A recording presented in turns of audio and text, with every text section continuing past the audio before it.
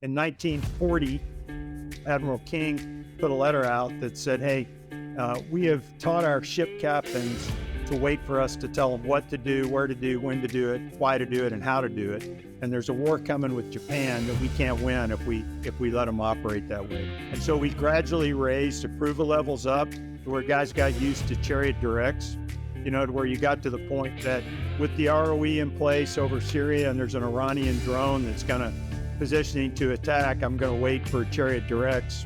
Even though I have the ROE, I have the rules to do it. We built that mindset, but look, we always do that in peacetime. My 3,000th hour in the Eagle plaque hanging here in my office. And the date on that 3,000th hour was 20 June 2000. So I flew 3,000 hours in the C model all before 9/11. Viper 01, be advised, the restricted area 6002 is still active. That's on. Next, picture 16, 15,000, I'll give you some of that. Viper 1 targeted. Just kidding. No countdown. It used to a countdown. Technology must be an update. But sir, thank you for joining me on the podcast. Honored to have you on here. It's good to be able to chat and reconnect again. Looking forward to hear a little bit about your history. Long time flying fast jets, now doing some other things up in DC. So I want to talk kind of all from what got you interested in aviation, your Air Force career, and then what you're doing today. But with that kicking off, you think you can do the 60 to 90 second elevator pitch of kind of who you are and where you got to today? Sure, Rain. It's great to see you, and thanks for inviting me to be on. I look forward to our conversation. Yep, so I'm Mike Holmes. My Air Force nickname was Mobile Holmes. You say that out loud once, and you'll remember it. There's an old joke in East Tennessee that says, what does an East Tennessee divorce and a tornado have in common? And the punchline is somebody's losing a mobile home. So it was a good fit for me. Actually, I got my name from Jack Catton, retired Air Force 2-star, who was my first weapons officer in FTU. And he kind of named me that in FTU. I went to my first squadron and nothing really stuck. And then when I came to Cadena on my second tour, Jack was there as a wing weapons guy and mailed me name tags, said mobile, and I just said, okay, and went from there. You can see I'm a Tennessee guy. My dad worked for the university. I went to UT from kindergarten through college, literally. And I thought going to college meant going to UT. I didn't know you had many choices. I walked on a year trying to play football, and I found out I was small and slow but lazy. Other than that, I had everything they were looking for in a Division I football player. I was a good student when I had to manage my time playing football as a freshman in engineering school. I was a terrible student as a sophomore in engineering school when I had too much time on my hands. I worked as a janitor. I did some other things, and I needed help to finish school. So I walked into the cooperative education office that UT ran, like a lot of universities do, where they place you with industry so you can work a quarter, save enough money to pay for the next quarter school, go back to work at the same place in the same office, save enough, to pay for the next quarter school. And luck of the draw, they placed me with NASA down at Kennedy Space Center. And I had been a space buff kid. I cut out all the newspaper clippings of Gemini and Apollo. I watched it all on television. My teachers would let me do all that in elementary school. But I kind of lost track of that. I got interested in it again down there. And one of my friends, one of the other co-op students, was learning to fly in Patrick's Aero Club. And I went for a backseat ride with him in an old T-41. Seemed fun. I could afford to fly once a week, the quarters I was down there in the Aero Club. And so over about a year and a half, I got a private pilot's license. Nice. And then a couple of the guys I worked with were retired Navy pilots. And they said, Mike, you could sit here, you could come to work with us straight out of school and, pretty soon be sitting here watching the clock with us, waiting to go home every day, or you could go have some adventure first, and you should go do that. And we can come back and talk some more about it, but that's how I got interested in a military flying career. I actually took the oath with the Navy in a delayed enlistment program in like 1979. That didn't work out, and so I joined the Air Force through OTS in 1981. Dodged the Navy bullet. I mean, you'd be floating around on boats and doing all sorts of terrifying things. Yep. Interesting. So no real exposure from the family or anything like that. It kind of seems like happenstance that you landed into that and reignited the aviation bug and then pursued a path there. Yeah, my dad was a Army officer. He did just a year or so active duty when I was born, and then did a 32-year career as a reservist. And so I knew a little bit about military life, but nothing about the Air Force. I got recruited a little bit by the Air Force Academy as a football player, but they talked football. They didn't really talk flying. And Right. so, yeah, I came into it late. And as a result of that and having to co-op and spend those extra quarters working, I joined the Air Force at 24 instead of 22, which I think I was a little more grown up and a little more mature maybe than some of the guys were in my pilot training class. I was pretty focused on what I wanted to accomplish. I saw that being a FAPE. Anyone who came in who, even if it was 24, 25, 27, there's a big difference than someone rolling in straight from college. Yep. And it usually made a difference as far as the performance. Obviously, you did well during pilot training. Went on to go fly the Mighty Eagle. And in that point, you were the Eagle right out of pilot training, correct? I was. Yeah. And, I had some great help. And one of the things, I'll interject here with occasionally is, I was in the Air Force almost 40 years, 39 and a half years. And, I got to fly and I ended up retiring as a 4-star. And people think, maybe there was some preordained path or, you could see that was going to happen when you were a lieutenant, but I think that's really not true.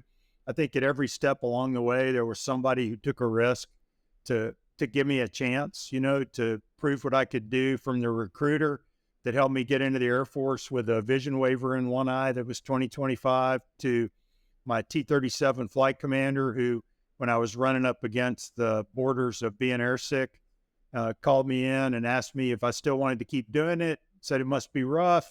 Said, you're flying good, but you don't have to do this. I'm like, oh no, I want to do it. And so he walked out into the flight room with all the IPs, all the students were gone, and said, hey, everybody, Lieutenant Holmes doesn't get sick anymore. You understand what I'm telling you? And everybody nodded. And I was out of the air sick protocols. I flew my contact check ride with the bag in my hand, and in between the spin and the spin prevent, I puked without saying anything. Flew with my knees, climbed back up, did the other one, landed. The check pilot never said anything.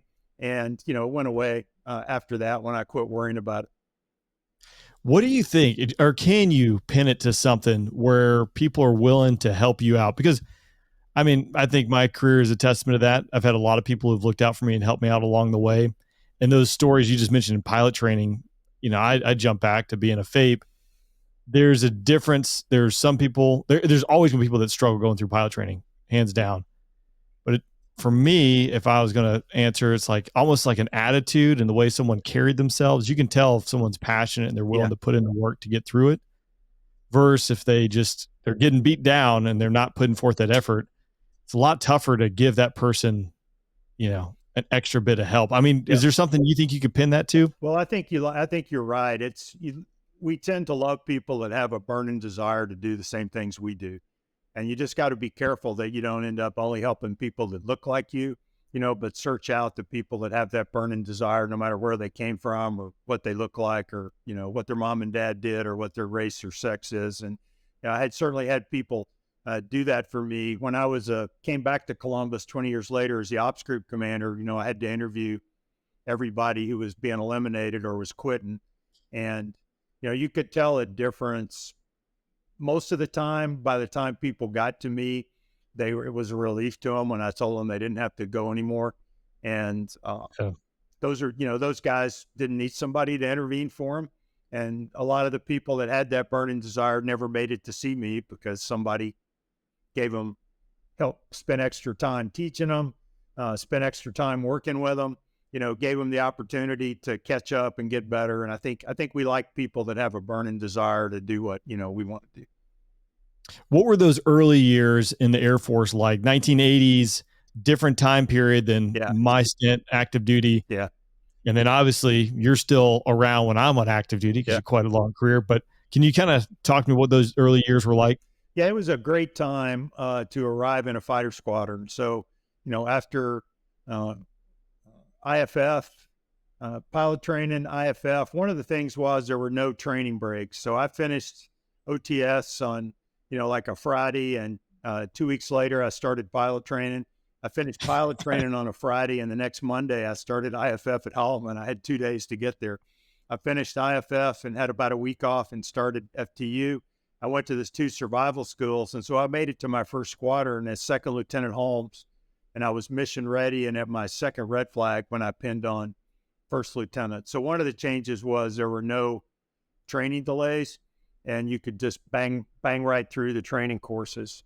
The old F-15As we were flying at FTU, they had a radio and a half in them. They had a 24K radar. Most of them did not have an RWR. And so I made it to Langley into brand new off-the-line C models with video tape recorders, which were really cool. Instead of having to carry a tape recorder and using a 35 millimeter film projector through your gun camera. Our squadron leadership were all Vietnam guys. That first squadron I was in, our top three didn't have 500 F-15 hours between them because the people that were majors and lieutenant colonels were F-4 guys that had been to the staff and then came back. And the biggest difference was how much we flew. So when I got to Langley, we had a 21, 22 U rate, which means every airplane flies 22 times a month. And then we added air to surface to our dock because we wanted to be able to cut roads in Afghanistan or Iran to stop the Russian, advance in those days. And so we went to Dare County, another 12 times a half. And so we went to a 23 and a half U rate. So the big thing was that I flew 300 hours a year, those first 2 years, which means I flew between 20 and 25 times every month, which means I flew almost every day. And then a surge week where I'd fly 10 times that week. We did not brief or debrief nearly as well as the guys do now, but we flew a lot. And guys said things like fighter pilots are made with the engines running and the canopies down, which meant, yeah, debriefs, that's all good, but where you're really going to learn is flying, so let's go fly. Interesting. Now here's my question. How do we go from that to where we are today? If we just talk about the training pipeline, and this is a podcast series in and of itself, but what do you think? Let's just talk like the training pipeline, where now you might wait 15 months to go to pilot training. You graduate pilot training. You might wait 6 weeks. You might wait 2 weeks. You might wait 2 months to go to IFF. There's no one showing up as a second lieutenant in a fighter squadron. There's no one. I think maybe a first lieutenant who's getting ready to pin on captain. So how do we get to that point? Well, part of it is the capacity we cut. So when I was a pilot training student, we still had more bases open. We still had Reese open. We had recently shut down Craig. I think Williams was still open. So there were 2 more pilot training bases. Then we were training more pilots. And so there was more capacity and more slack in the capacity. Holloman and IFF, I think, had 4 squadrons flying the T-38, so they could keep up with it. And the FTUs were sized for the bigger Air Force. We hadn't done the post Cold War benefit drawdown yet. So everything was sized to produce a whole lot of pilots, and the bigger you are, the more slack you had. And so there's a lot more slack in the system to absorb the extra people that were going through it. Over time, we went for efficiency and we cut all the slack out so that there's no extra time. And if you're a day late, you slip a class, there's no room for you then when you get there, and you got to wait to get into it. But I think it was the cuts that we made in the name of efficiency as we drew down the size of the operational enterprise, and then we drew down the size of the training enterprise.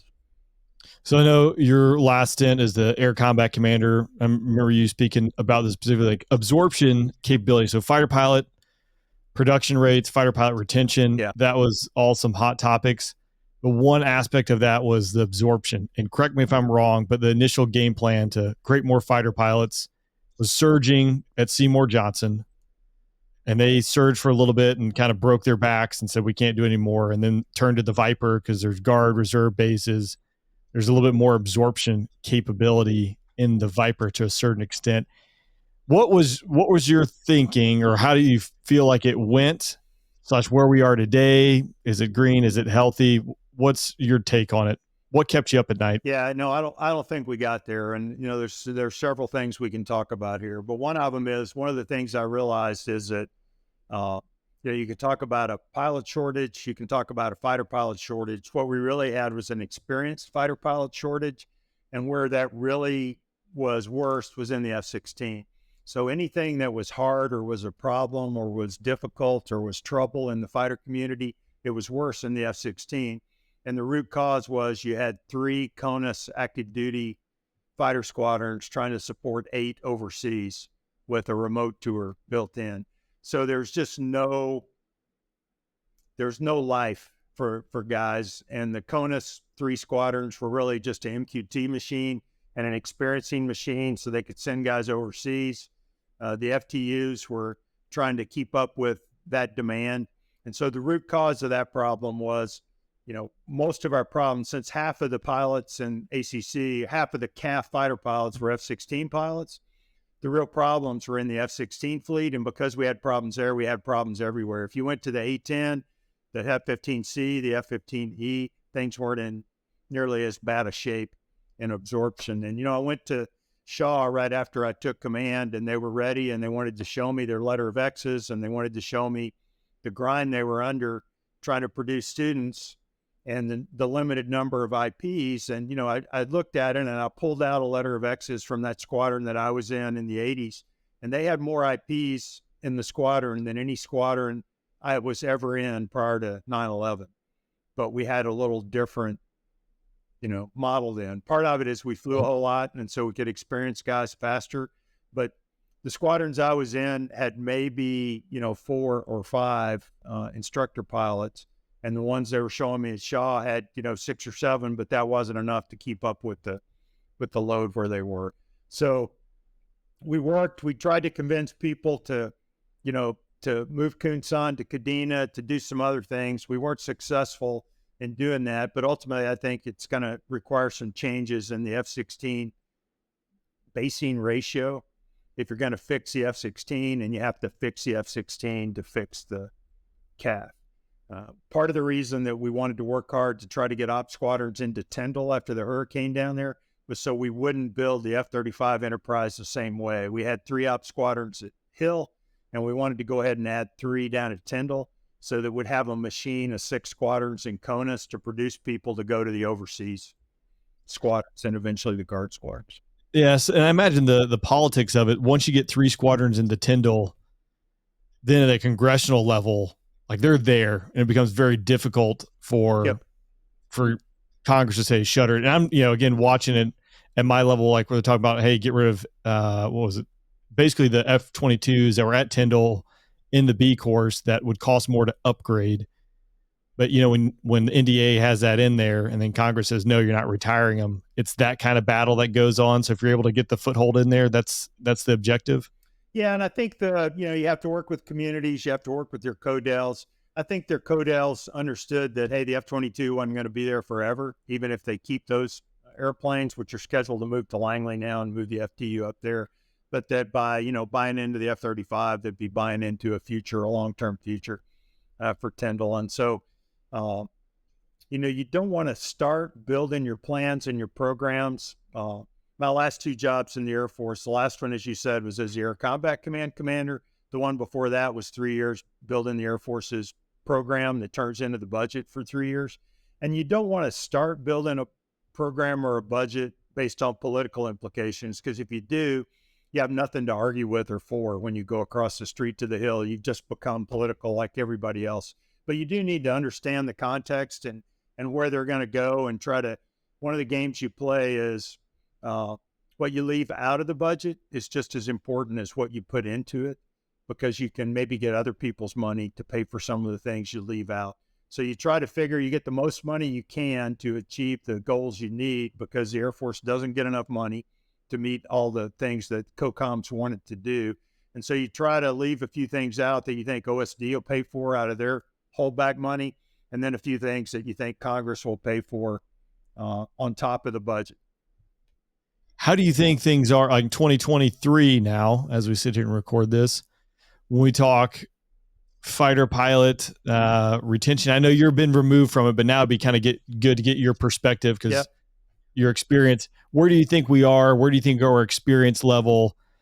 Where do we think we are as far as combat capability as we turn and look towards near peer threats more and more?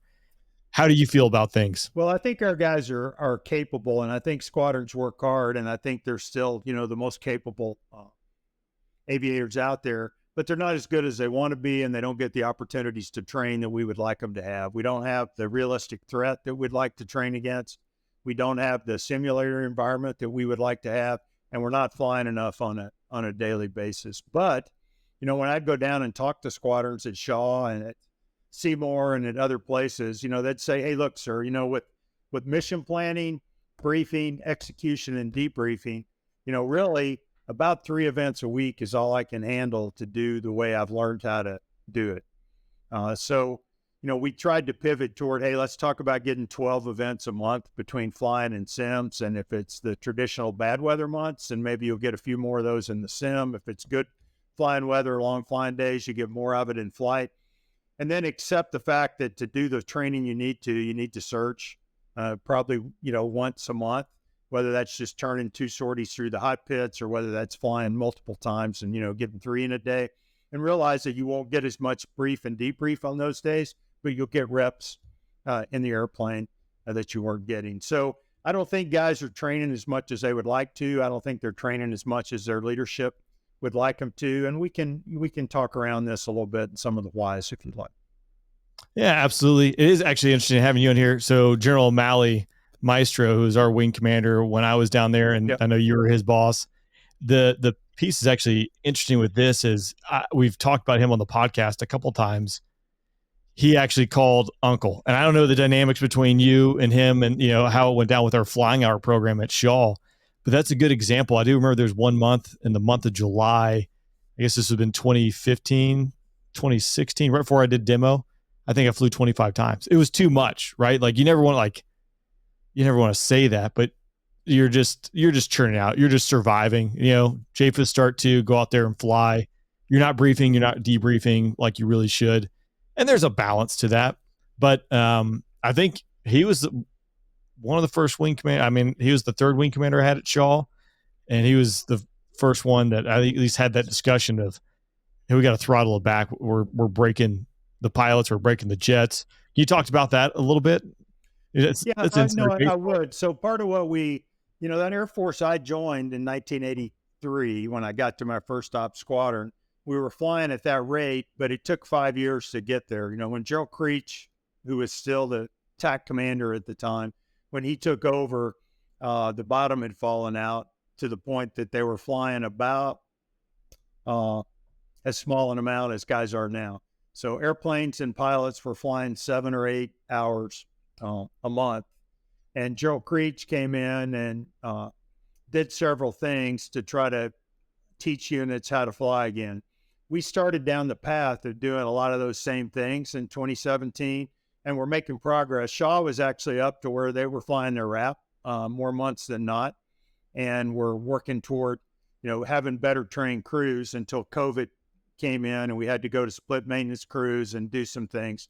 But there's a slippery slope, as Gerald Creech called it, and we got introduced into this because of the frequent deployment. So again, that Air Force I was in, we went to Red Flag twice, 3 times a year. We went to shoot missiles once. We were probably gone 90 or 120 days a year, but it was 2 weeks at a time, no long deployments. And so we could, we kept that pace up. We flew when we were gone. We flew when we were at home. And we would occasionally go checker flag to Europe for a month to go to the base that we would fly against the Warsaw Pact from, if we were going to do that. But we were there and we were at home and we flew a lot. When we started doing the longer deployments to the desert, we started taking time off when we got back, which was deserved and justified. But then we also gave ourselves permission to fly less.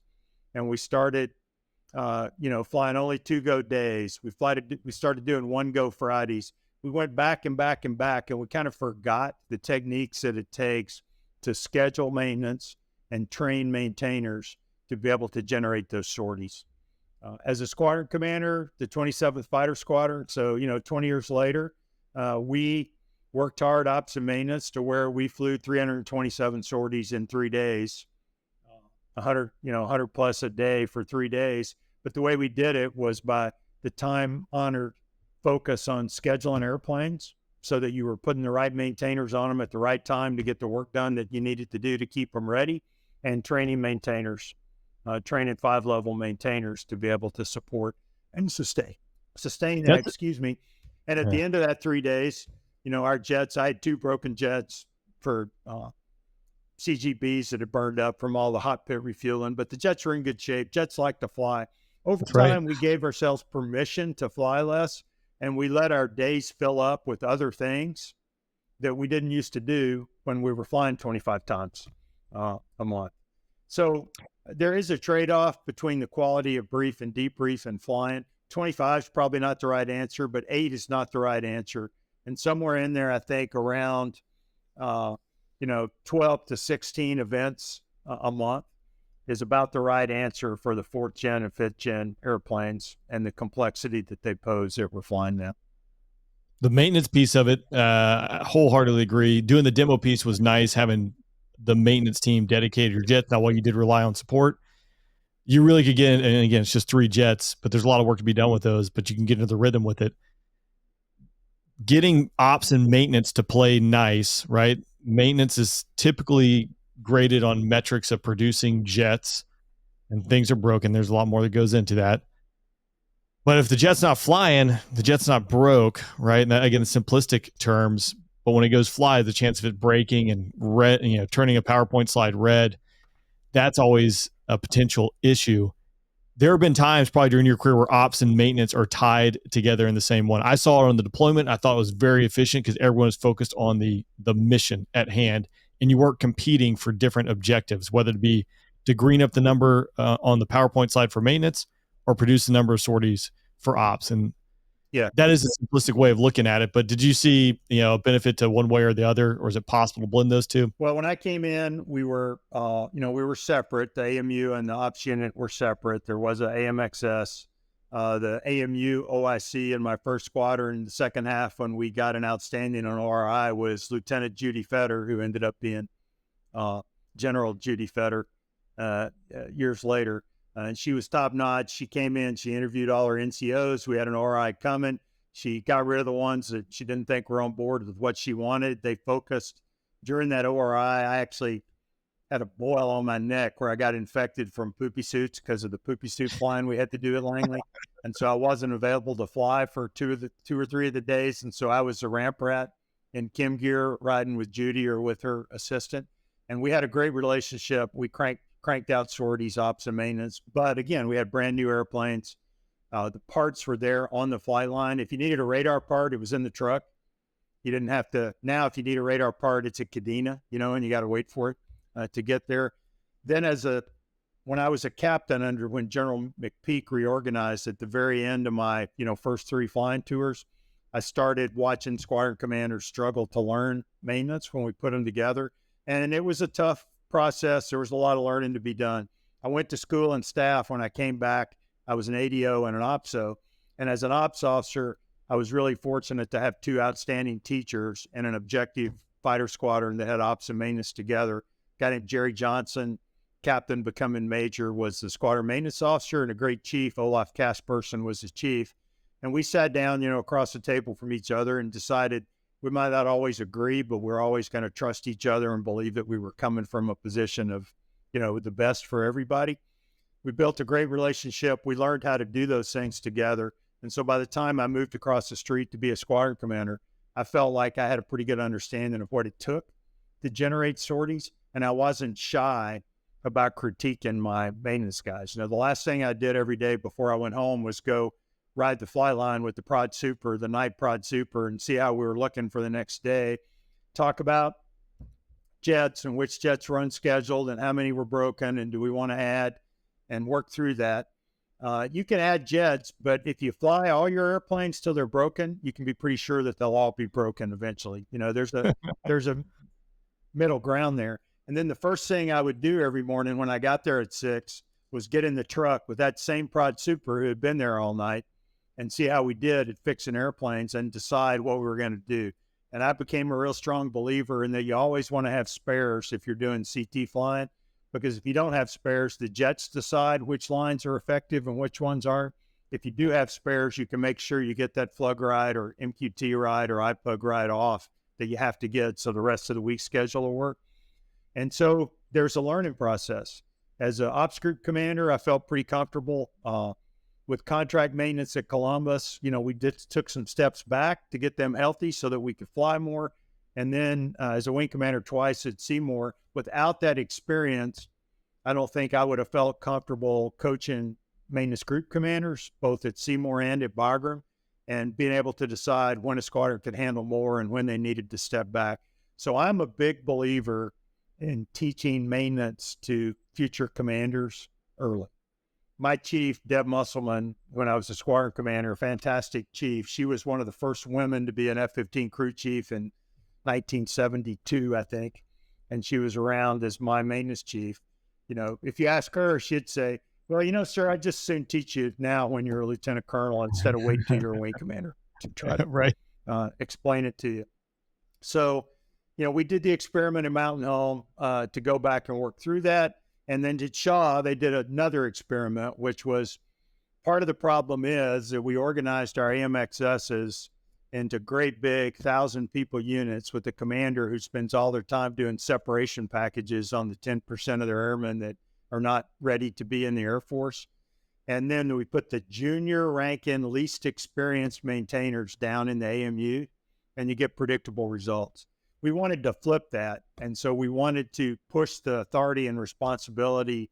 So you got to give them back their phase. You got to give them back their scheduling. You got to give them back control of the tools that it takes to meet the flying schedule and build one that can fly RAP.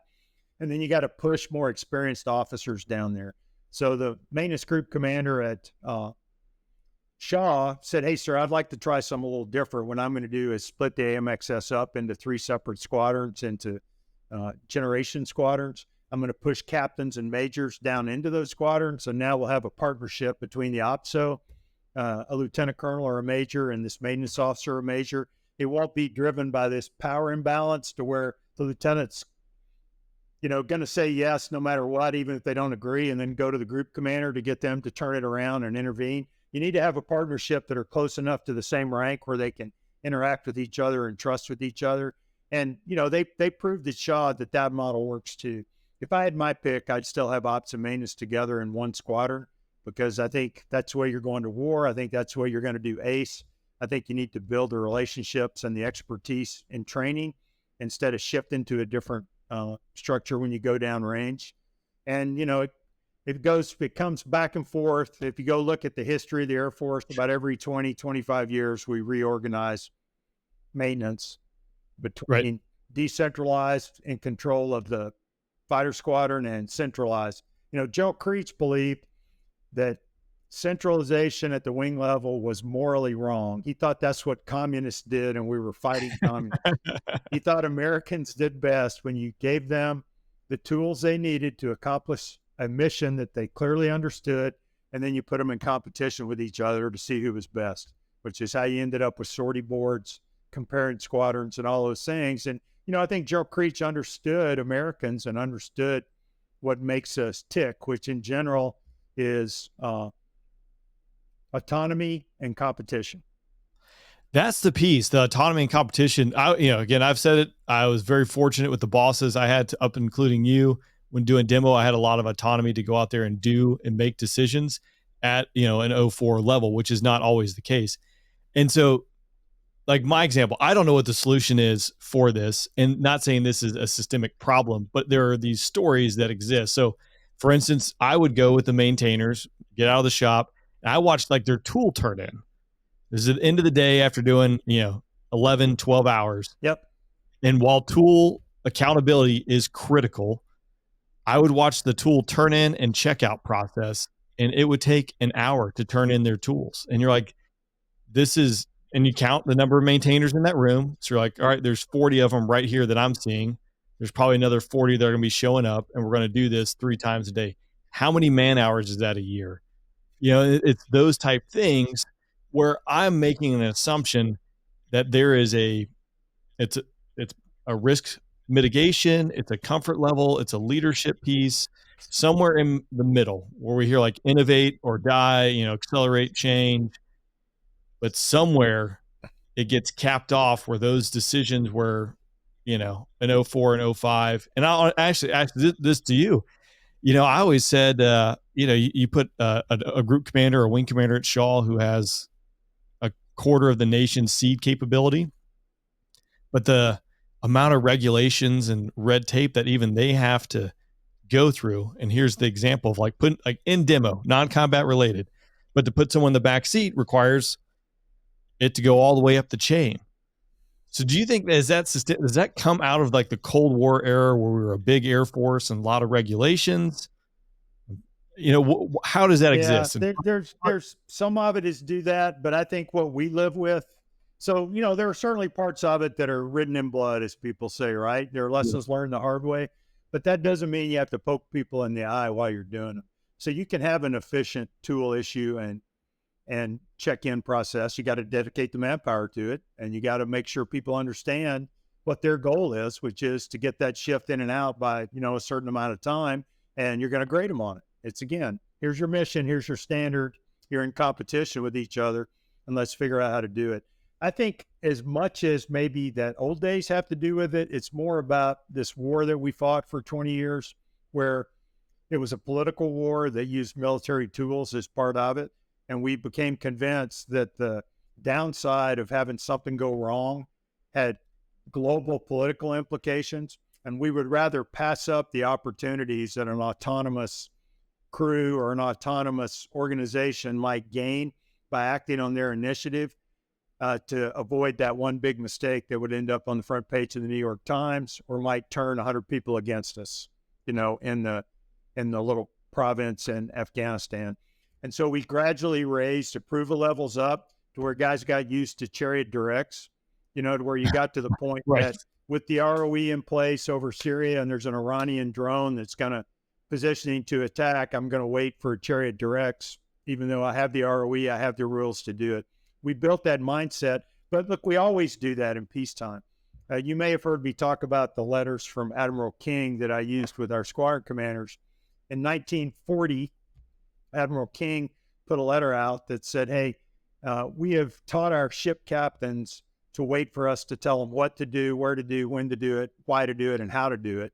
And there's a war coming with Japan that we can't win if we let them operate that way. So I need you to take the blinders off, loosen the reins, realize they're going to make some mistakes, but let's make those now in peacetime instead of losing ships to Japan. He followed up 6 months later with I meant for him to take thoughtful risks. And you can see, some of the back and forth, but we're in that same place now. A war that we fight against China or a war that we would fight on the continent of Europe because of the proliferation of national level ISR tools that are available commercially and the ubiquity of long range fires means that there's no safe areas, there's no hiding place, and everybody can see everything. And communications, you've seen the chart that shows all our communications devices and the thing China has built against each one of those to try to target it there. So we need to be teaching our leaders. And we started by, hey, we're going to send captains out on the weekends again to go do things without having somebody looking over their shoulder. There'll be some things that go wrong. They'll do their best. We'll work through it. Squadron commanders, I want you to act like you have the authority and responsibility you think you should have and dare somebody to stop you. As General Brown says, proceed until apprehended. We've got to change that mindset, and we've got to push more autonomy down because you're going to be out on a lonely island in the Pacific or out at a lonely piece of concrete in the trees in Poland somewhere, and there's not going to be anybody to tell you what to do or how to do it or why to do it. You're going to know your mission, and you're going to make the best decisions you can. Well, sir, I appreciate you jumping down that rabbit hole with me. I wanted to kind of back up a little bit, talk a little bit more about your career. So coming out of, the 80s, fall of the Soviet Union, Cold War, I know you guys were just getting ready to go take the fight to the Ruskies. What was the 90s? What did that look like for you? And then you're stepping into, post 9/11, a lot of your later career, all leadership, dealing with, deployed contingency operations. Can you talk to me? Yeah, I'm surprised when I'm sitting here. One of the things in front of me is I have my 3,000 hour in the Eagle plaque hanging here in my office. And the date on that 3,000th hour was 20 June 2000. So I flew 3,000 hours in the C model all before 9/11.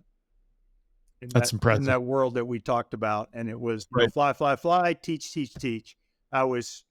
My job was teaching people how to teach people to fly and fight in the F-15. I went to Langley. I went to the weapons school en route to Kadena. I was a squadron weapons officer for 3 years in Kadena. I went to Holloman. I was a squadron weapons officer for a year. I was a wing weapons officer for a year. I was a flight commander for a year. I pinned on major, selected 1 year early at the 12-year point was when I pinned on major. So I was a captain for 8 years. And in the Air Force we're in now, we promote everybody on time under 10 years, time in service. So I had those 2 extra years of teaching MQT and learning how a squadron works at that level. We focused on Russia. We focused on the Warsaw Pact. And even at Kadena, we focused on Korea.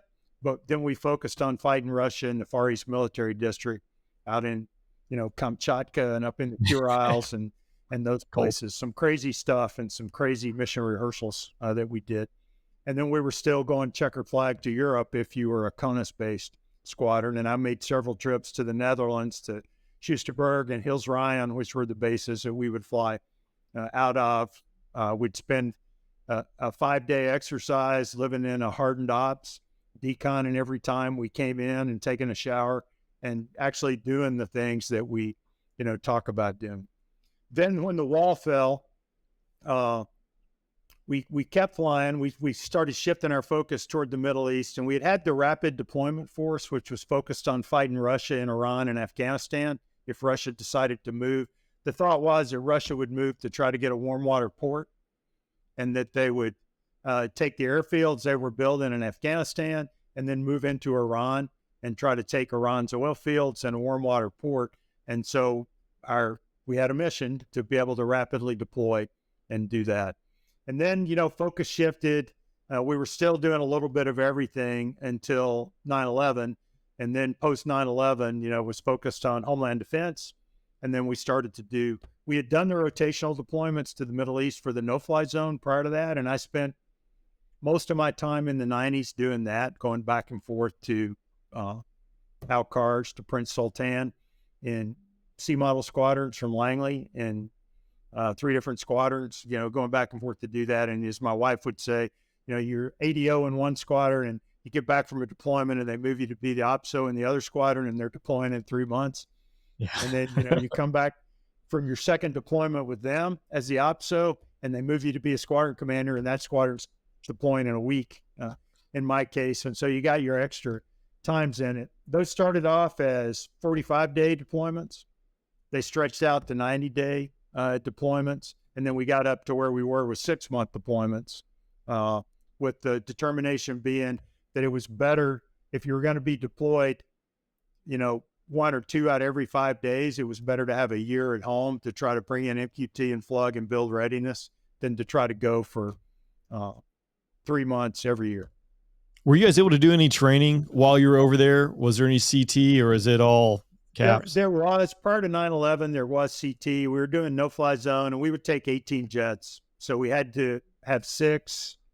We kept 4 up in the no-fly zone, and we would have 6 front lines and spares. And then we would usually have 4 to 5 jets available every day to fly CT. So we mostly flew BFM and ACM, just keeping your currency up and maneuvering instead of flying around in circles for 6 hours over Southern Iraq. Just doing the contingency operations over and over again. Yep. And then the amount of proficiency you lose in your other skill sets is drastic. And it continues to be a big problem for the squadrons deploying now, that, your job is to deter Iran, and you're an F-35 guy or an F-16 Block 50 guy. You get worse every day you're there. Absolutely. And then coming back and trying to rip the Band-Aid off between, a month of one, everyone's got leave and things like that. The jets seem to always take 2 or 3 weeks to reacclimate to the environment. Everything's breaking. Same when you go there. So you end up, by the time it's all said and done, you're a month and a half from being home and just kind of getting back into the reintegration process of flying tactical stuff. But can you talk to me through, so I'm curious about your time at Bagram as a wing commander, what that was like then. What years were you the Bagram wing commander? March 2008 to April 2009, so 13 and a half months. And that time period, I'm trying to align that with what's going on in Iraq and Afghanistan, because it ebbs and flows. But I did MC-12s in Afghanistan, and one of those things, one of the McIntyre guys, I remember supporting him on the frequency. he was a lawyer on the radio as far as reading off the rules of engagement to make sure these guys were cut off, surrounded, had no means of escape. And then I think they were dropping, is it a V5, GPU-38 V5, the low collateral, carbon fiber bomb. Yeah. Which really had no impact whatsoever. But that conflict was a stark contrast to then my time in OIR, where, the gloves were off at that point. Yeah. And I guess with that, here's the kind of the tie-in, which I thought was interesting, you brought up earlier. We were so afraid to make one mistake or have one person, one unit make one mistake that would then land on every front page across the world. What was it like leading a wing at that time period? Well, people ask me, hey, what was your best assignment, Gen Holmes? And I tell them, well, you may not believe this, but it was the year 13 and a half months at Bagram. I hated being away from my family. There's time I can never get back, but I had the opportunity to put everything I had learned up to that point to use in a place where we believed it really mattered, with a team that was really focused on accomplishing that mission.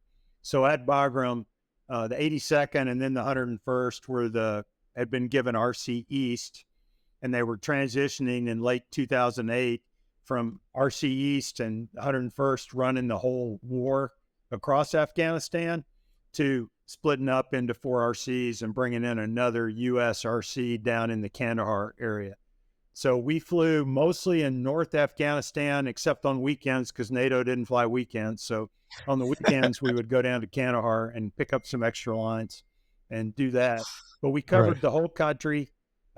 We covered all the forces that were deployed, NATO and largely U.S. Army.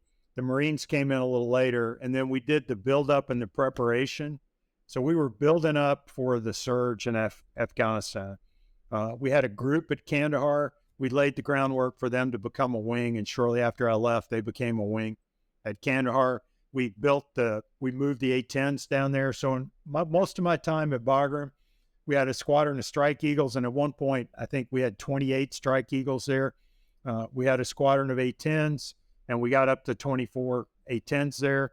We had Slick C-130s. We had EC-130s. We had a Navy EA-6B detachment that was doing counter IED work for the most part, and we had the rescue contingent.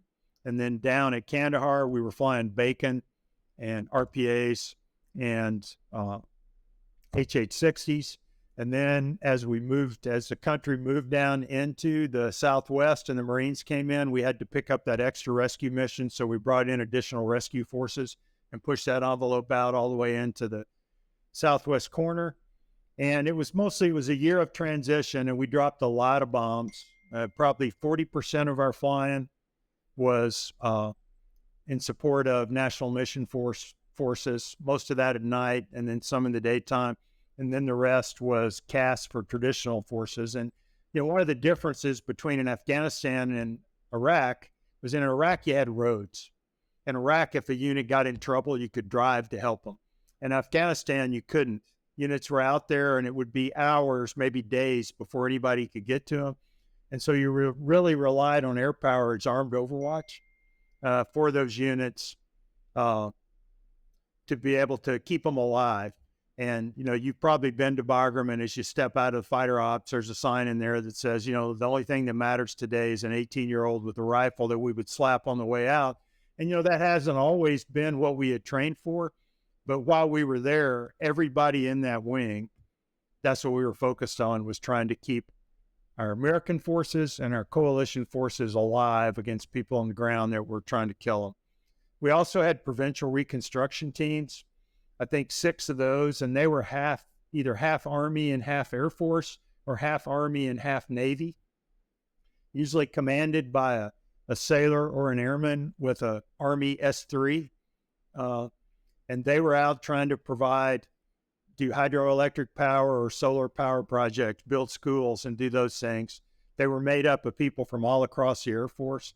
And the airmen that I lost during my time at Bagram were drivers and people in the provincial reconstruction teams, bomb loader from Ellsworth, people that had been tasked into the AAF to come do that kind of work, and were killed by IEDs out on the very terrible roads. Yes. Gosh, it's crazy just to think, 20 plus years Afghanistan, where we are today. And obviously a lot of blood, sweat, and tears, lives lost, lives changed. Yeah, that's a whole other thing in and of itself. And then I'm trying to think, I was there in 2012, and then, to hear the stories of buddies who were there in 2020 and 2021. Well, the 10 guys who went in there will tell you, they could pretty much do, whatever they wanted. They came in and built Bagram, moved into the Russian tower. Right. There weren't many of them. The fight was largely local and around them. And then, gradually the complexity of the rules will ebb and flow. You end up getting rules so thick that you can't understand them all. And so a new CFAC will come in and cut it down. And then over time, you add things back in, and then a new CFAC comes in and cuts it down. But, the rules are important. I would tell every new unit that got there that, look, I'm trusting you to follow these rules. And these rules link you directly through the Constitution of the United States to a presidential order to use force in defense of the United States and the American people. They're the difference between you and the people you're fighting, is that you're linked through a constitution to a national order to do this. As long as you stick to those rules and do your best to operate within those rules, I'll have your back wherever we go. It's my fault too. And whoever you end up in front of, I'll end up there with you. If you break those rules, you're on your own, was kind of the talk that we had. And the other thing I learned during the course of a year is that the other reason for those rules is to help people go home with their honor clean. So at the end of a deployment, a year, you drop a lot of bombs, you kill some people, you're going to deal with that for the rest of your life. And if you follow the rules, you can go home with your honor clean and know that you did those things and you were part of a constitutionally driven organization that decided to employ violence in defense of the nation and its interests. And you can still be the same person, that you were while you were doing that, while you were a granddad and doing the other things that you're doing. If you get sideways with those rules, that's when you come up against the moral injuries, that haunt people the rest of their lives. Yeah, not saying it's easy to do, but I could absolutely see it. And you hear the stories where that's a slippery slope. We've talked about it before. I mean, on the podcast, this is the conversation you guys have. Like, it's a deadly business. Even though it might be the worst human being in the world, the leader of ISIS, whoever it is, it's still a human being and a life. So it's very serious when we're talking about that and making sure you do it the right way. I would like to kind of transition here as we get close to the end, sir, to respect your time. So my first question is going to be, if you had a blank checkbook and you didn't have any restrictions, how would you shape things to make sure the nation's ready to address the next fight near peers? And then if you can kind of lead that into what you're doing today now that you're out. Sure. Well, there's a couple of things I would do. What I would start with is the organization that builds the defense part of the president's budget, which is CAPE in OSD. It's Capability Analysis and Program Evaluation. And the way we build our defense budget in general is we start with last year's and we modify it. And so if you're coming out of 20 years of ground war where most of the money has gone into ground forces, you're going to start with that last year's budget and you're going to modify it. And so it takes years of modifications to change to a budget that's focused on air, cyber, space, and naval forces that you need to fight China. Part of the reason is we don't have an agreed on set of analytical tools to be able to work through a process to say what's it going to take to deter China, or if we have to fight them, when. And so it comes down to arguing in politics between services, between senior leaders in the services, between great career civilians and political appointees and OSD trying to do their best, and then on the Hill. So you need to start with the analysis of the threat and decide, what's effective. You need the analytical tools to back that up. And then you need to take a look at the rules that we've built around how we acquire things, which in general, our rules were written during a Cold War era to provide the maximum oversight by Congress and the most fairness to defense contractors. They weren't written to provide new capabilities at scale and speed to warfighters as they need them. And so if we really want to deter a fight with China, we need to go back and look at those processes. Do we have analytical tools that we can rely on to tell us what we'll need? Can we change our budgeting process so that we prioritize those instead of breaking everything a little bit and salami slicing everything across the military? And then are we willing to change our rules to accept some risk in the way we acquire things so that we can do them at the speed that we need to? And on the outside, part of what I've learned about that is, look, we're a country built on free enterprise and personal freedom, and yet we run our Defense Department and acquisition on a Stalinist model of stencil direction, that, like I said, General Creech would roll over in his grave over. If we're going to solve these problems, the way America solves its problems is by coming up with ideas that somebody can make money off of while solving those problems. So, I'm working on the outside with a mix of smaller companies that have capabilities that warfighters need and could deliver those faster at speed if the regulations would let them. But look, we are always going to have Huntington Ingalls that builds nuclear submarines and Lockheed Martin that builds the F-35. I mean, these are technological marvels that you can't make a startup go build. So we're going to have to balance those two things, but we're going to have to work through with the big guys, with the tools they need to go faster, and down into the little innovative places, and make sure that we're willing to accept some broken glass in order to move things faster. The incentives for our people in our program offices are basically written around, if you're a program manager, if you pad your schedule a little bit and pad your budget a little bit, deliver your program within that padded schedule and budget, obligate your money on time, even though it'll be a little late and cost a little more because of difficulties with the contractor, you get to move up and go to a bigger program. There's nothing that says take risk, see if you can deliver this 6 months earlier, and maybe you'll fall short, but maybe you won't. See if you can deliver it faster, or if you need more money to deliver it faster, come tell us and prove to us you can do it. There's no incentive structure that supports that. It's built on do everything in the set way, don't take any risk. I would ask squadron commanders at squadron commander school, I would talk about that environment I talked about where you wait for chariot directs. And I go, look, it's possible. I don't know. It's possible, though, that we've taught you as you come into this job that the way to succeed is, keep your head down, don't make eye contact, wait for somebody else to mess up, and then get to move to be a group commander, coming out of that. That's not what I want. What I want you to do is pretend like you have the authority and responsibility that you should have in this job, and figure out ways to accomplish your mission that I've given you within the budget and resources I've given you and within the Air Force's core values. If you can do that, I don't care how you do it. I'll learn from how you do it.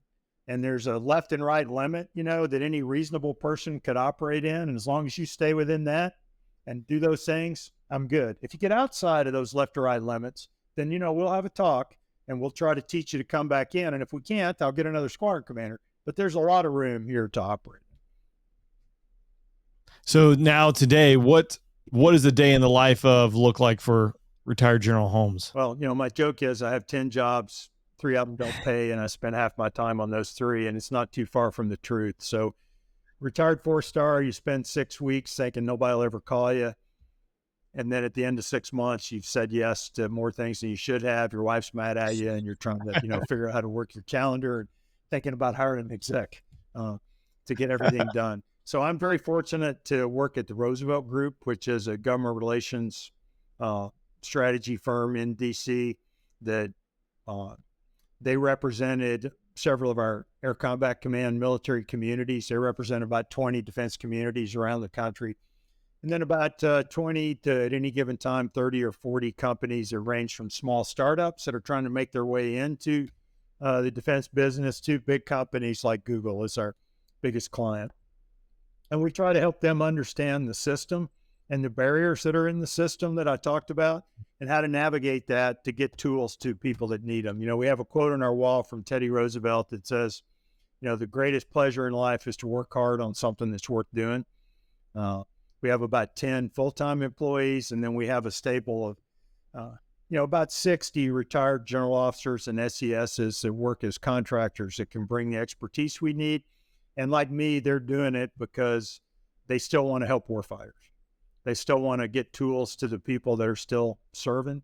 And so I do that. I advise some companies. One of the fun things I do is I'm the chairman of the board at Red 6, which is a augmented reality company that's trying to bring augmented reality to address some of our training challenges, starting on tactical aviation and then moving other places with the theory that, a Raptor guy gets to fly maybe 10 times a month and they fly 4 of those as red air.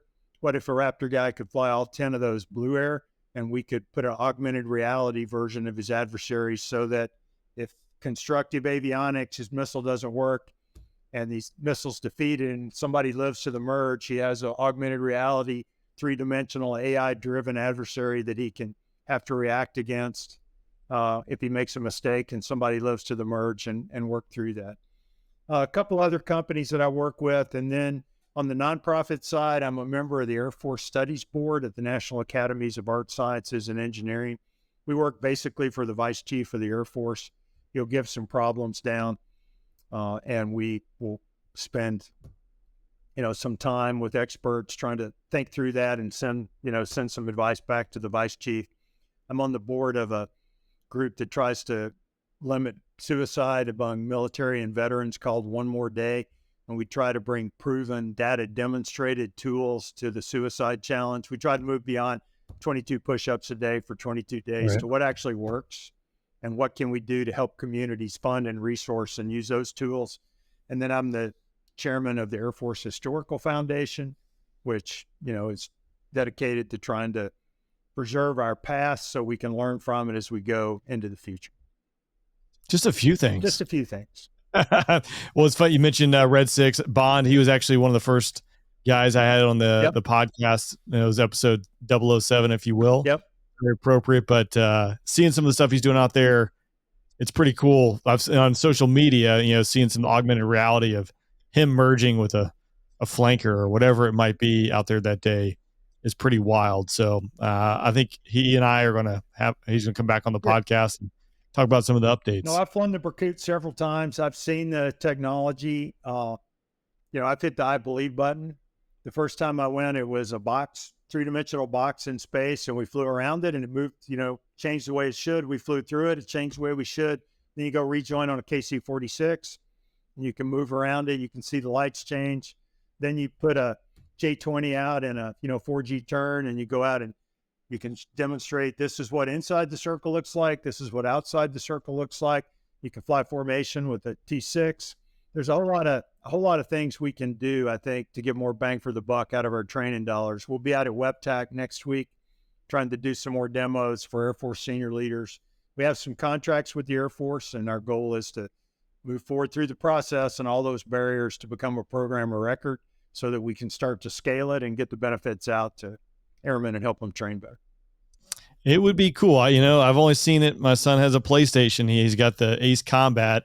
He was flying around in a MiG-29 the other day.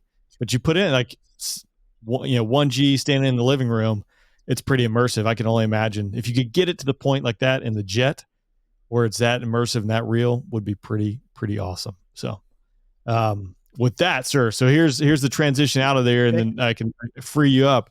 But if you found 15, 16-year-old mobile walking down the street, is there any advice you would give him? Tell him to do something different, etc. No, I wouldn't. Frankly, I wouldn't trade anything. People ask me, at Squadron Commander School, we'd also have spouses in for the week, and Sarah and I would spend some time with spouses, and they would sometimes say, do you have any regrets? And I wouldn't change anything for me. There were a lot of years I'd have done it for room and board. The chance to go fly fighters and be a part of the team that I got to be a part of and live with the people that fly and fix airplanes, and then with the people that support that at the group level, and then with the people that run a whole base, so that we can do that. I wouldn't trade any of that time. And there were jobs that were better than others, but outside of it, what I probably miss the most is coming in to work to find a happy little team, focused on accomplishing something good today. So I'd tell him, keep plugging at it. You're going to come up against some barriers, but keep plugging, work hard, and hopefully somebody will help you make your way through those barriers. But, I will say that I recognize the sacrifices that my wife has made. We got married. We were dating the year before I joined the Air Force. We dated long distance for a couple of years. We got married after I got to Langley. She's moved all around the world. She writes kids chapter book novel length, like kind of for mid-grade readers, like 10, 11, 12 years old. She's had a chance to do that. But, she's a Phi Beta Kappa valedictorian of her government class of William and Mary.